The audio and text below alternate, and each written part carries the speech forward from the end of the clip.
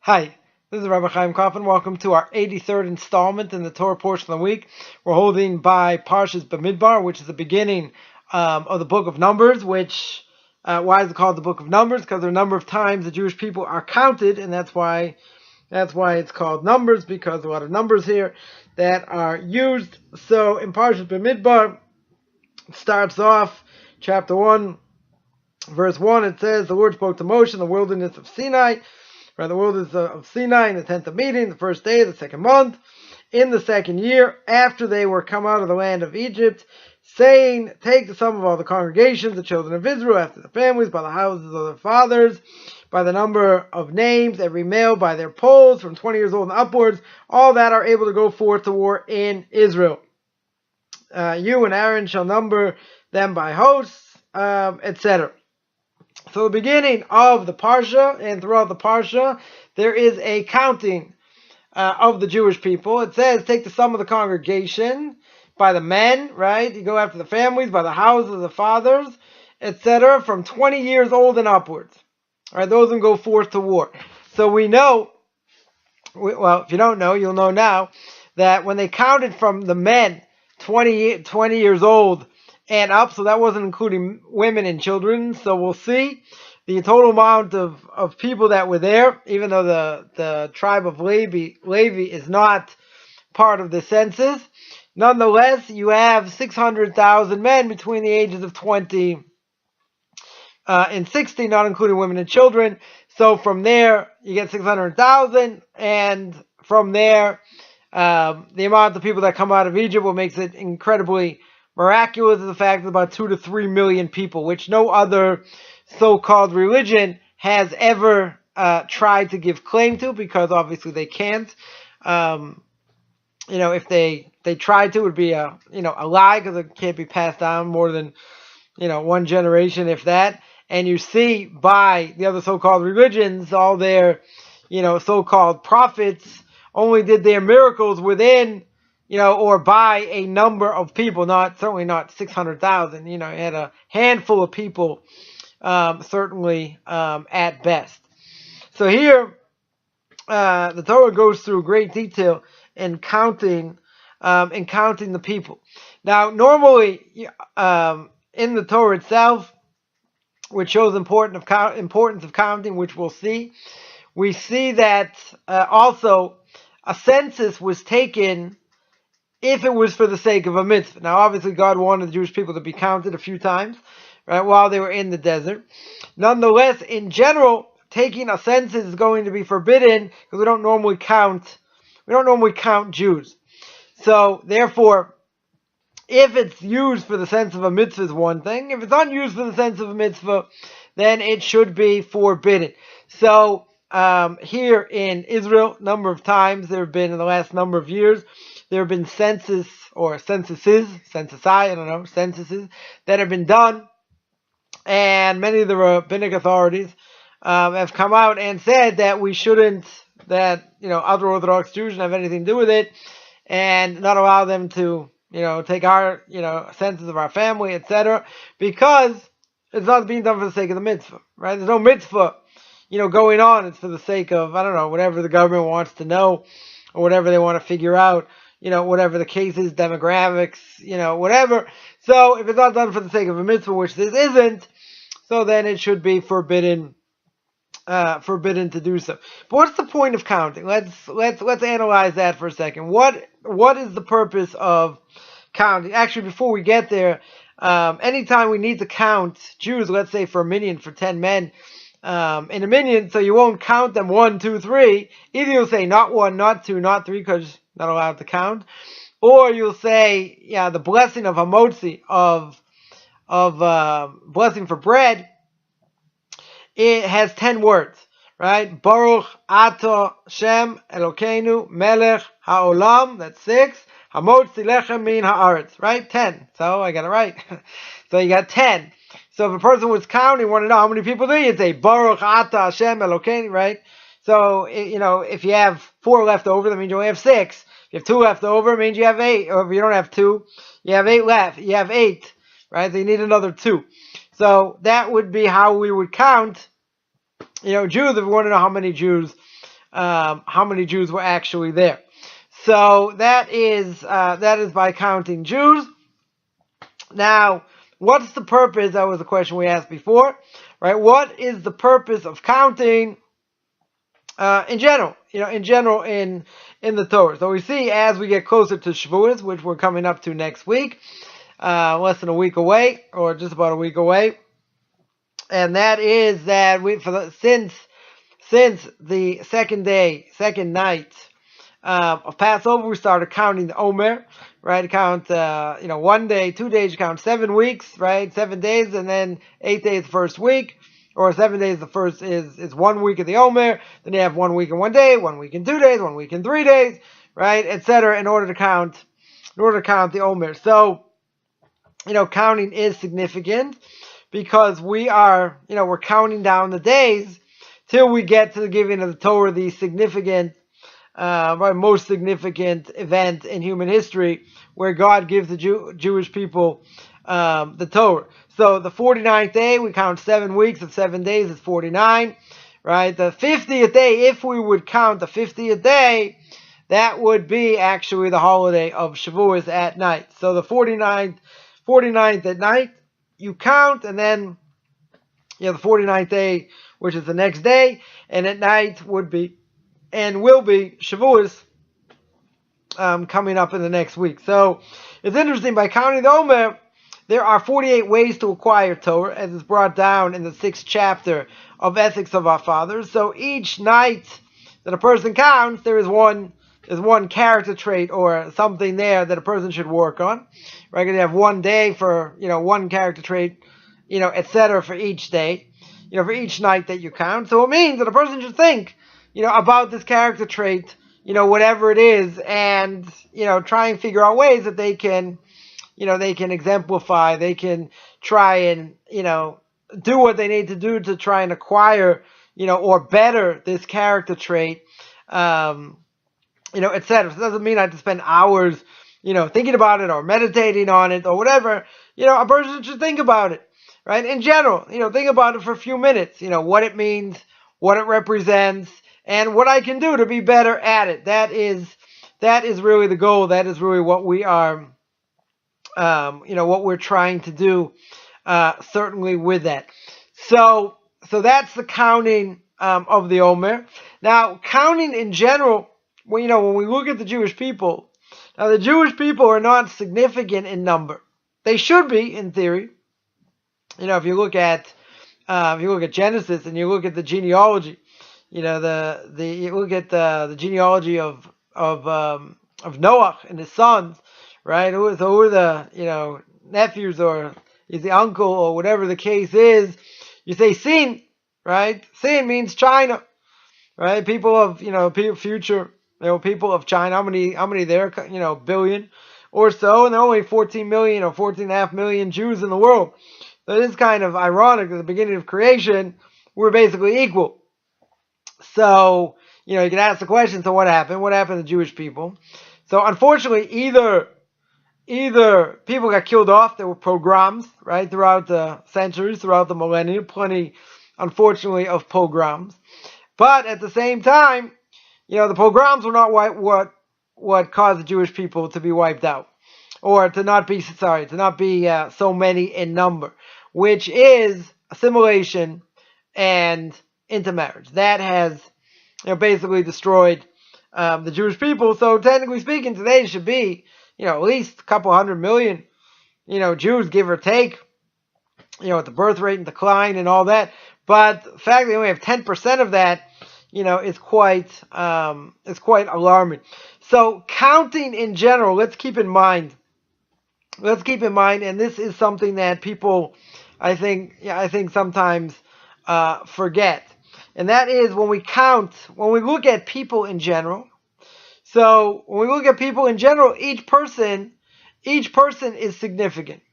Each person, is the Mishnah and Tractate Sanhedrin 37a, I think, says over there, that the world is created for me, right? Bishvili nivra olam. That the world is really created for me. Well, egomaniac and say, oh, the whole world, runs around, comes, should come before me. It doesn't mean that. It means that each person is significant. In other words, the world's created, for me specifically. It's created for someone else, created for the third person, for fourth person, but each person themselves are certainly significant. So we're given certain potential. Each person has different potential. No one has the same, right? Each person is different. They are biologically different. They have different DNA in a certain way, different character traits. So they have different trials and tribulations that God gives them, puts them in certain situations in order that they should reach their potential, right? But the funny thing is, or I shouldn't say it's funny, but the funny thing is, okay, I will say it, that is that, when it comes to reaching someone's potential, nobody can reach someone else's potential. In other words, Reuven has to reach Reuven's potential. God, after 120 years, when he's going to judge a person, after he dies, he's not going to say, how come you didn't become like Shimon? How come you didn't become like Lev? He's going to say, how come you didn't reach the potential of Reuven? Right? That's a lot scary because we all have potential. And as the Zohar says, and many people have had out-of-body experiences say the exact same thing, and that is that they see their life flash before their eyes. Right? They see everything that they've done in their life. Thoughts, actions, just when you thought it was safe to read National Geographic in the bathroom. Well, sorry, I hate to burst anyone's bubble over here. So every thought, every action a person did, has been recorded in this world, which I think is pretty significant. We'll speak about in a second. And God is going to look at it and judge it and then show him a second movie. What's the second movie? Second movie is what the potential could have been. And this is really what a person feels like, what Gehenna is, what hell is. The reason is because there, as a pure soul, the only thing you can do is shrug your proverbial spiritual shoulders. I'm not exactly how that works. Not exactly sure how that works. But nonetheless, that's going to be embarrassment. Right? A person's going to be totally embarrassed for what they've done in this world.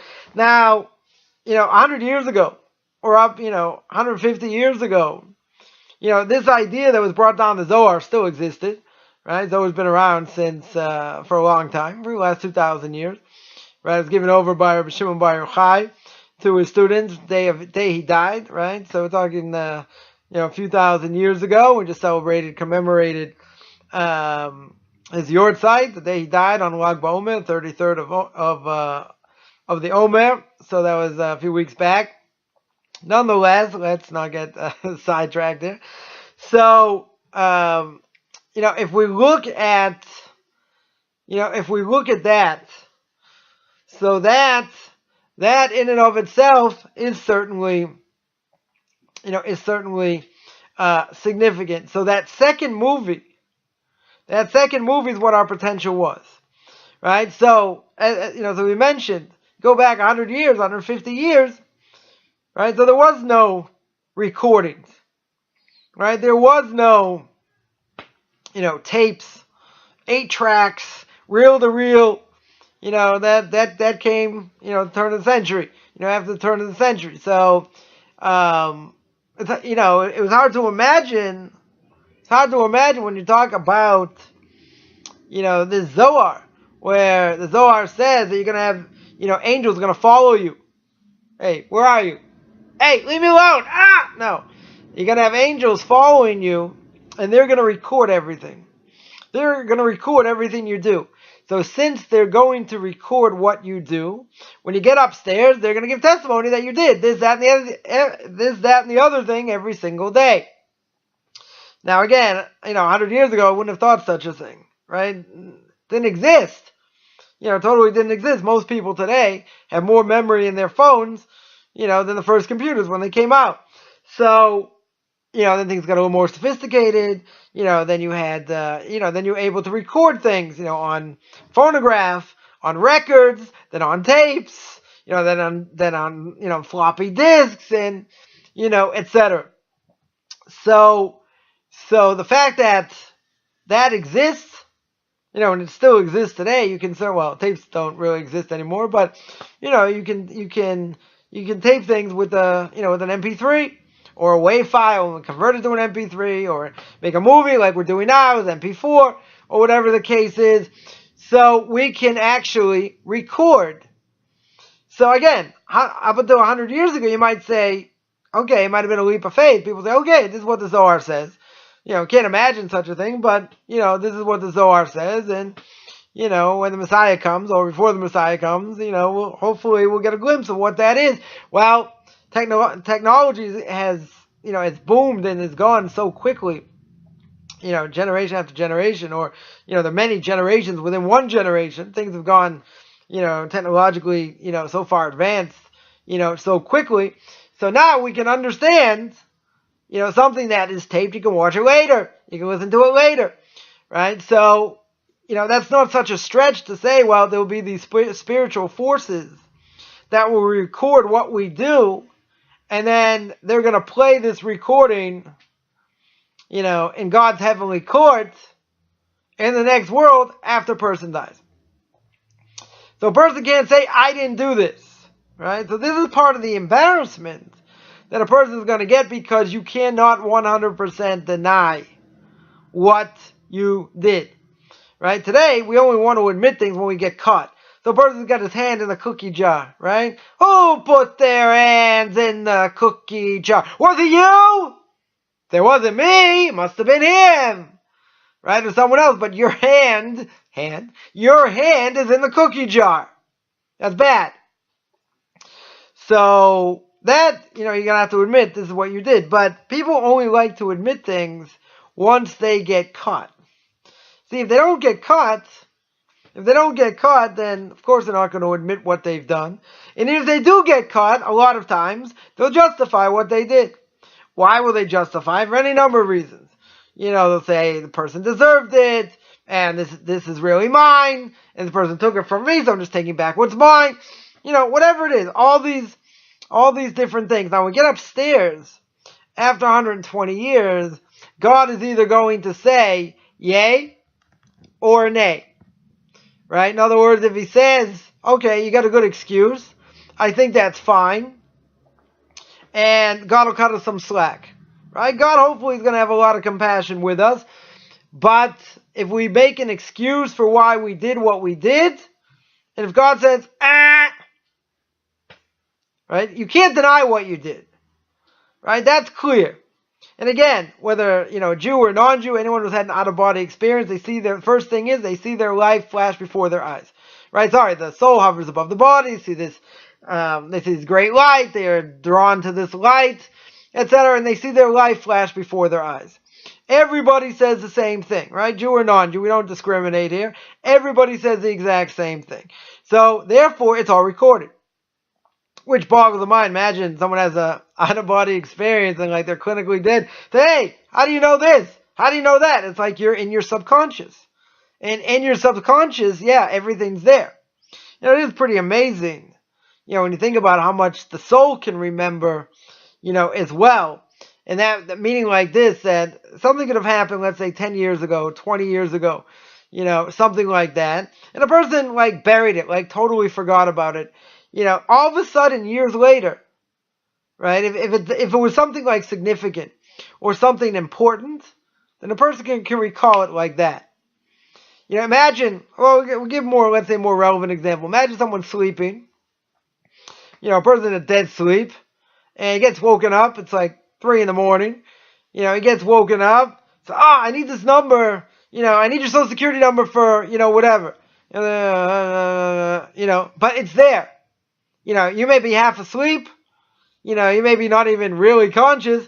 Something like that. Person will remember normally. Or a certain phone number, or, I don't know who remembers phone numbers today. They just, mom, press 1. Sister, press 2. Brother, press 3. Friend, friends, just go to their name, and dial the number. It dials it automatic. So we don't remember phone numbers anymore. Right? We don't even need a Rolodex today. Rolodex is out of date. What are you going to write down numbers for? You just stick it in your phone. You got it in your computer. You got it on, your whatever.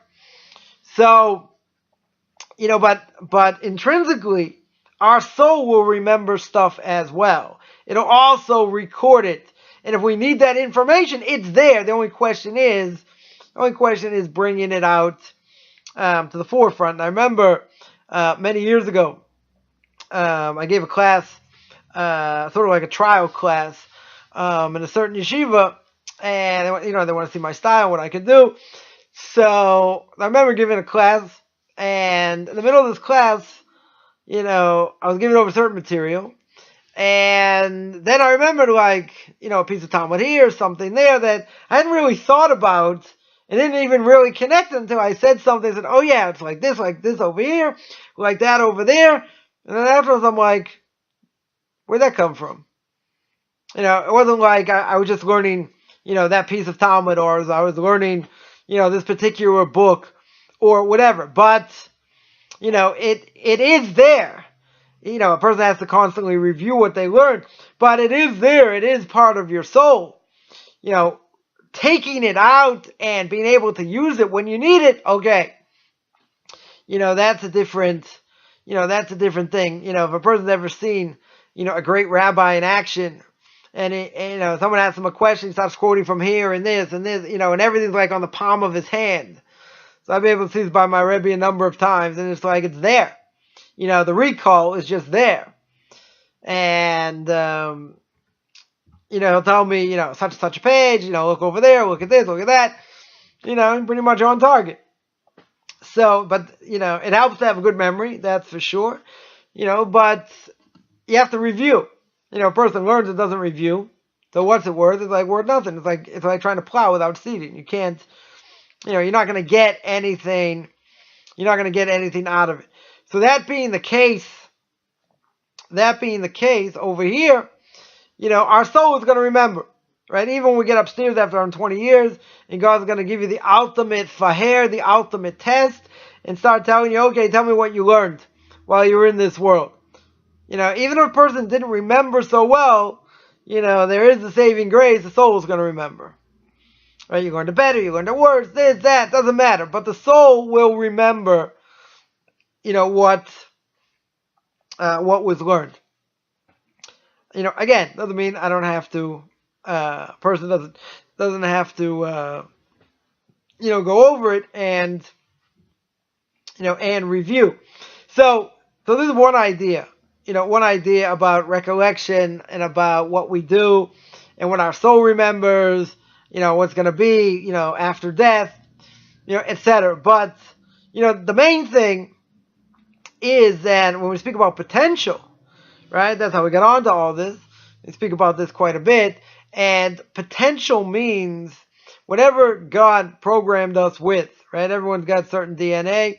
People have certain drives and desires that other people don't, or have more, have less, whatever it is. But God gave us, each person, certain parents, certain siblings, certain socioeconomic situation. It changes, goes up and down, it doesn't, this, that. Because God knows what's best for us, and He puts that potential in us. Now, we have to reach that potential. We have to work at it in order to bring it out. So that God does a good job putting us in different situations. But nobody can help anybody else reach their potential.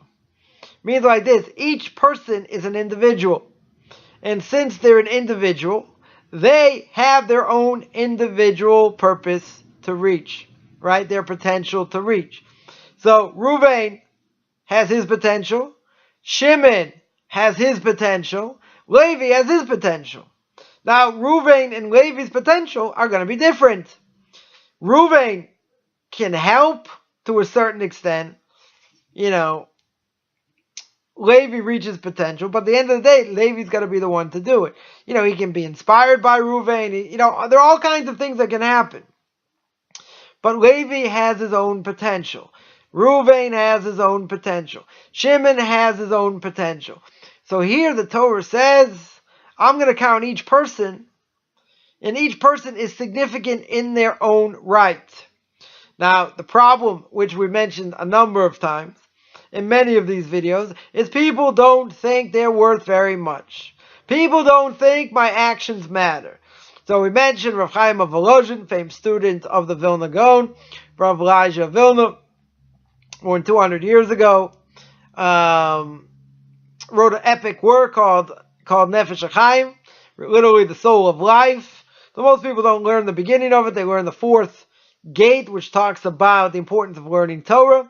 And, a lot of the first gate is a lot about Kabbalah, has a lot of Kabbalistic ideas there.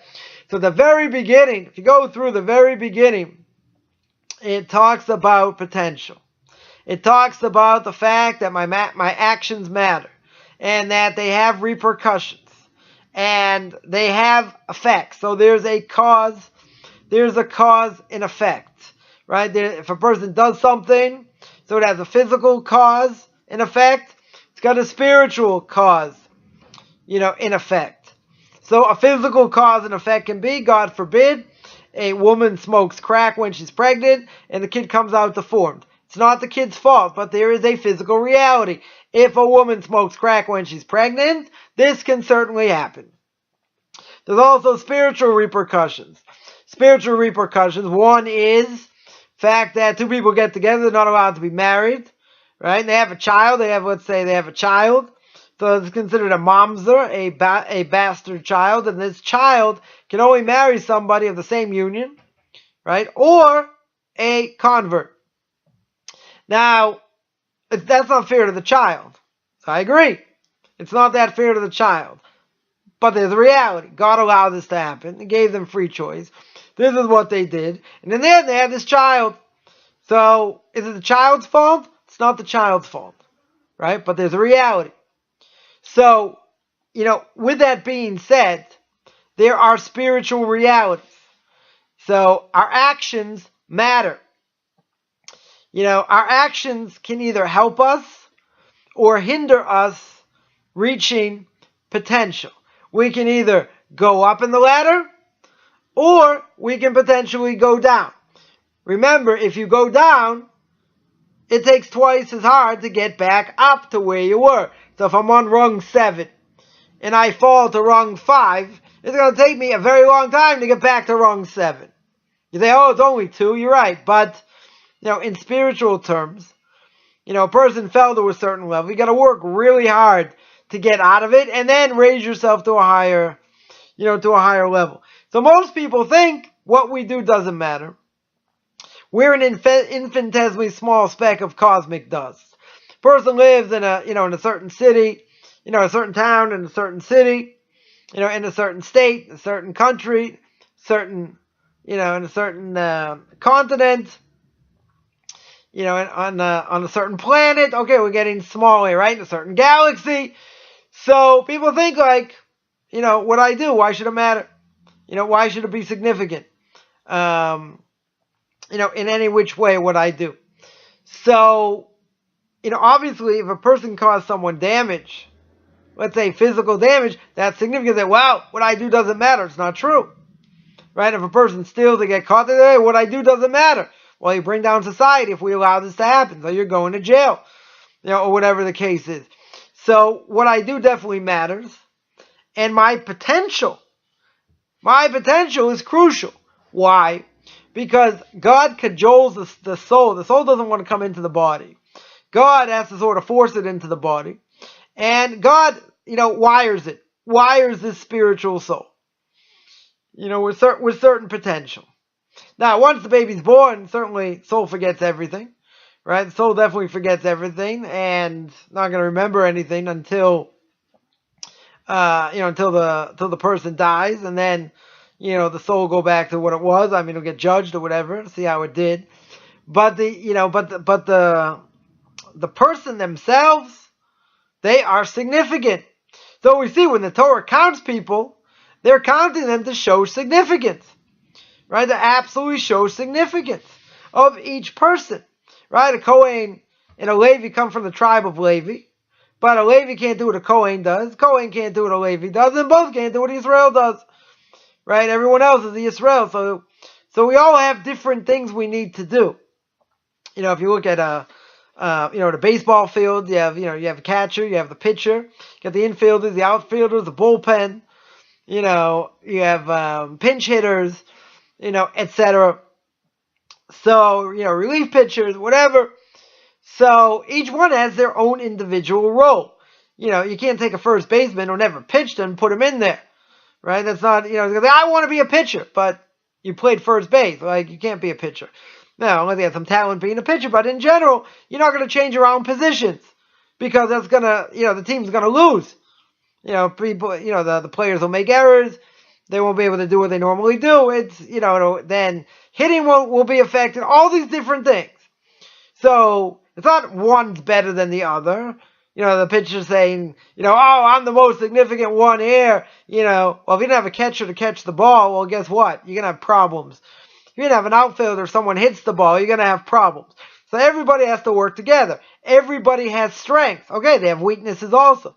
But, if you work together, right, then the team can be successful. If you don't work together and each one wants to do their own thing, even if, they're not good at what they do, but they say, I want to do this, it's going to be a disaster. Same thing with potential, right? Potential, each person has to reach whatever they need to do. They can't do what they're not supposed to do. They can't go out of their boundaries and say, well, I'd rather do this, etc. I mean, they can, right? In theory and in practice, they certainly can. They'll just be very far from what their potential is.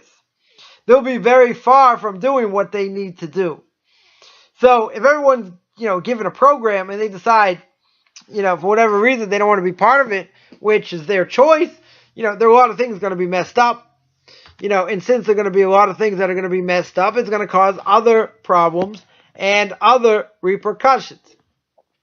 Right? One example of that is what happens if a Jew intermarries.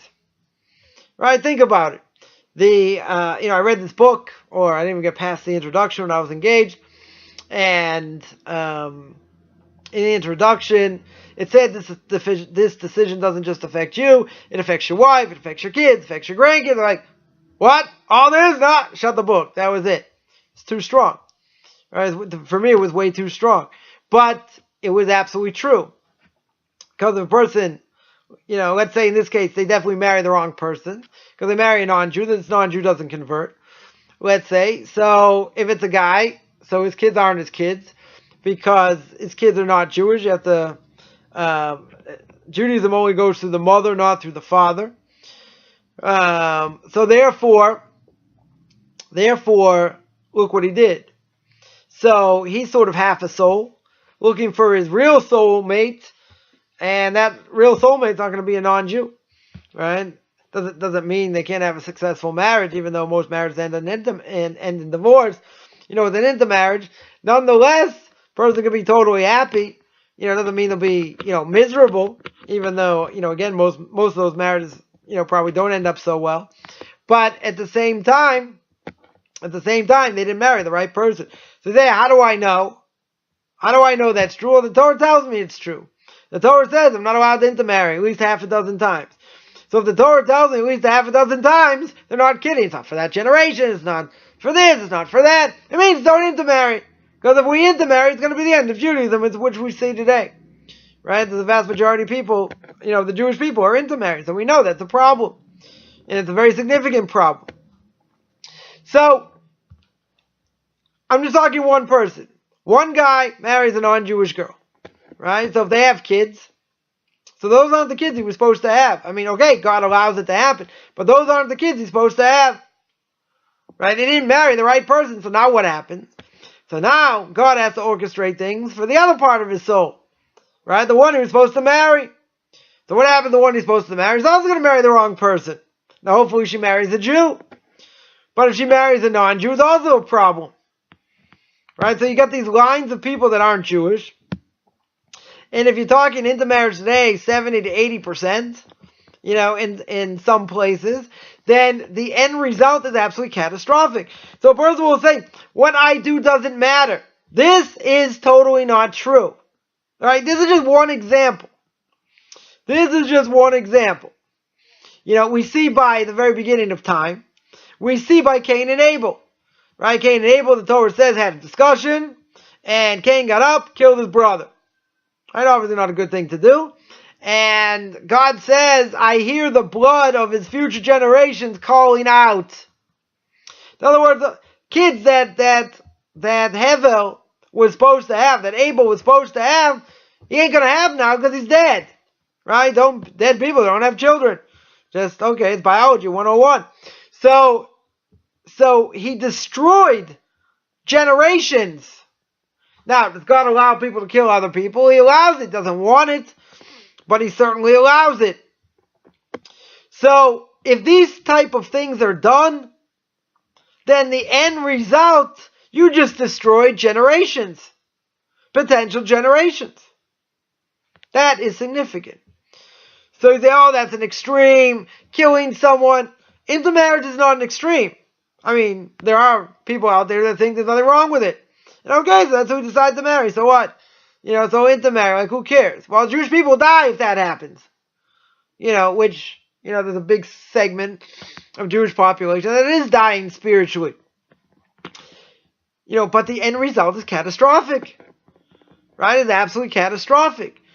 So, therefore, I just gave a few examples. I could list many, many examples. That's not what the point, here is. It might be entertaining, but that's not what the point is. I wanted just to give over a few possible things that we can see, that we could relate to, that will show how a decision that is made can have absolute strong repercussions for future generations. Because it can. So we have to think, as the Torah counts, how many people in each tribe, in each family, etc. We're going to get the numbers. We have to think each person is significant. And that's why when it comes to trying bringing our Jewish brethren back, back into the fold, so to speak, you don't want to lose anybody. Because if you lose somebody, you lose a whole generation. You lose many generations, of that family. It's gone so. So a person can't say, well, I disagree with it, but, family's family. This is the end of the line.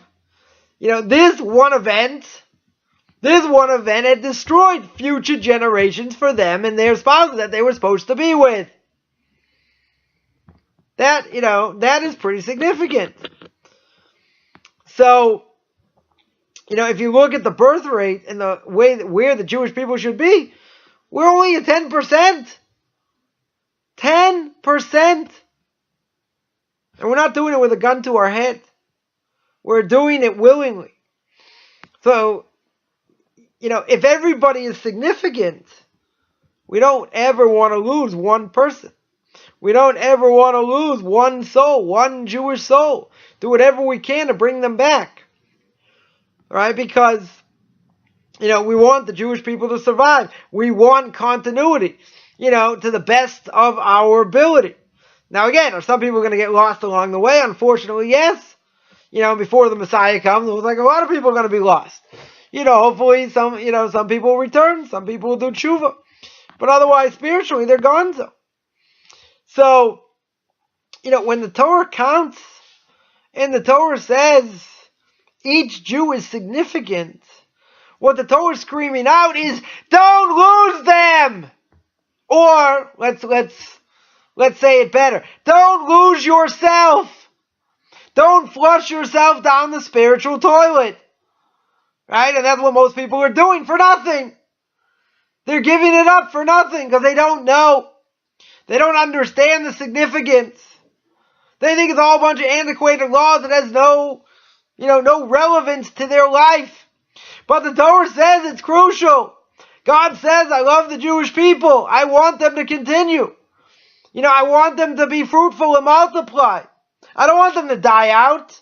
I don't want them to intermarry. God gave you a book. He told you what to do. He told you what's good and what's not good. So if we're all significant, how is it possible? How is it possible that a Jew could just throw away his heritage for nothing? And this is exactly what we see. And the reason is lack of education, lack of understanding, and throwing away something for nothing. They're getting nothing. Do a little bit here, maybe a little bit there, maybe something, maybe this. Most Jews are not affiliated. So if we're all significant in our own way, and we have our own potential to reach, and God says each person is significant, so we're not in this life very long. We got to make the most significant Jewish strides we can. We have to reach our potential to the best we can. And we're at tremendous adversity. We live in a messed up world, which we messed up. You got most people today have their head stuck in a phone or in some sort of device. All they do is stick out your foot, they'll go flying into something. Because they're not paying attention, God forbid. They miss a text or an email while they're crossing the street. So, we're losing thousands. Thousands because, one main reason is certainly technology, no question.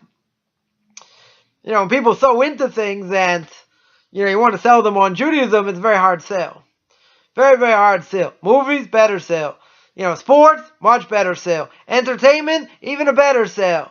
Let's learn the Torah push. Not exciting.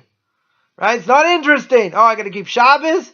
27 hours. I can't do anything. Can't even rip toilet paper. Can't watch anything on my machines or anything. Why would I want it? You know what it's about? You ever experience it? You ever have an authentic experience? No, but I don't want to be limited. Right? The problem is people limit themselves by just giving into their desires. They're totally into their desires, and that's what kills them. So, if God gave us the Torah and He gave us a blueprint, and He says, you are all significant, and each one has your own potential. Each one's writing their own book, of where they're going and what they're doing and trying to reach higher levels, hopefully, right? Higher spiritual levels. But God says that this is crucial. This is significant. Each one has a purpose. We're all part of the same team. Right? It's not, in your religion, how many times have I heard this? In your religion, no, it's your religion also. You just reject it. You see, the Reform and Conservative movement only came about, 150 years ago.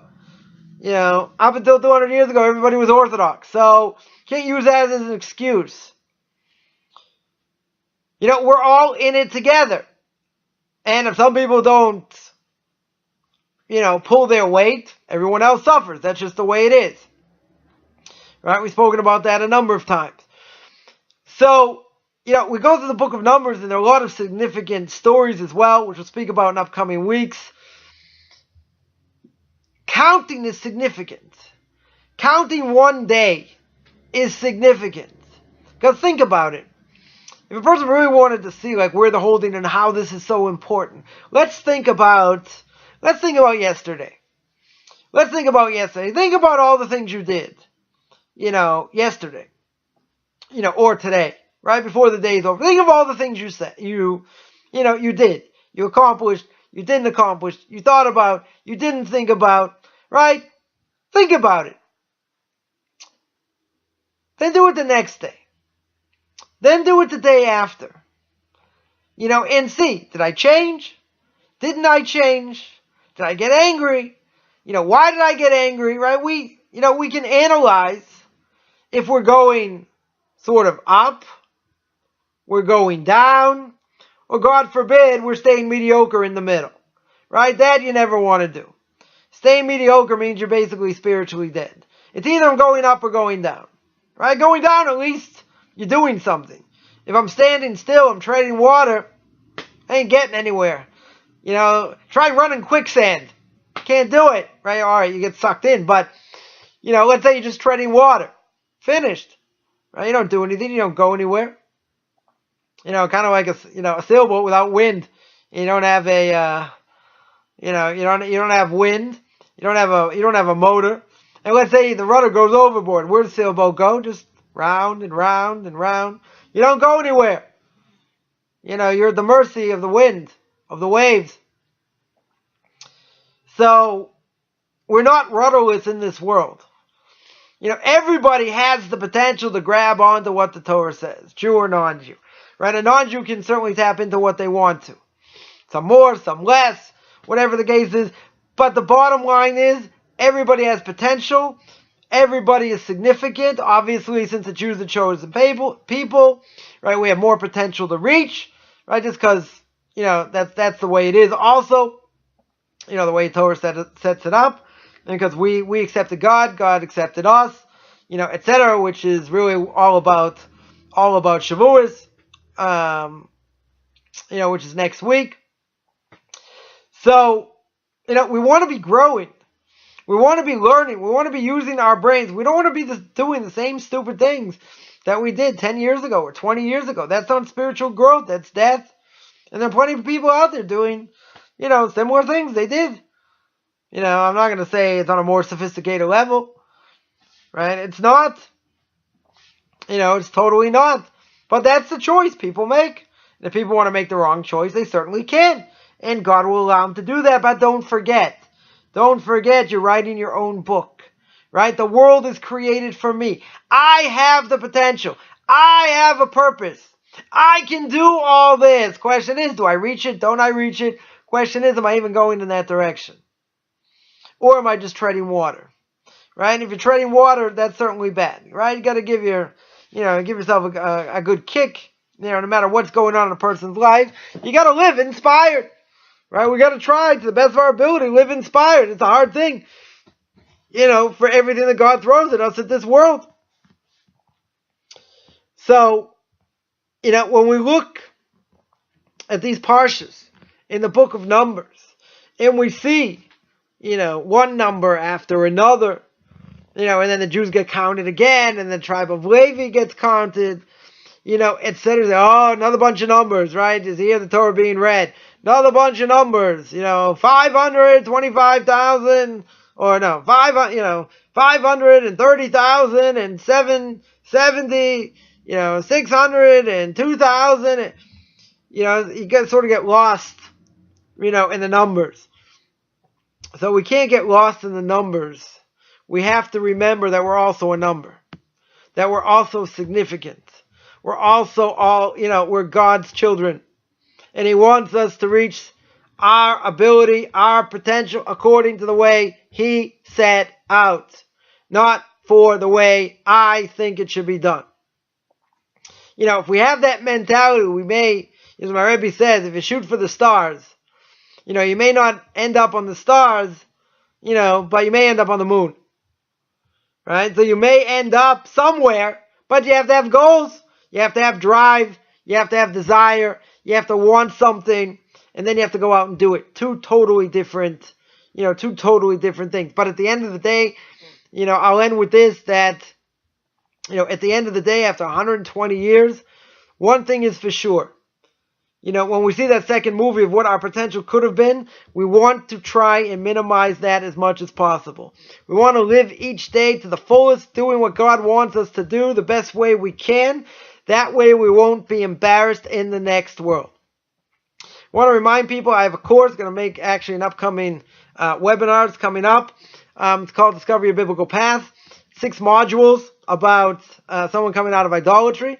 And they're interested in either converting or being a Noahide and what the options are. So go through what it means to be a Noahide, what it means to be a Jew through some of the holidays, through Shabbos, through blessings, etc. So that, take a look, watch out for that. That's coming up. Also, I have a Intro to Kabbalah class every Tuesday night. Tonight is Tuesday night, 9 o'clock.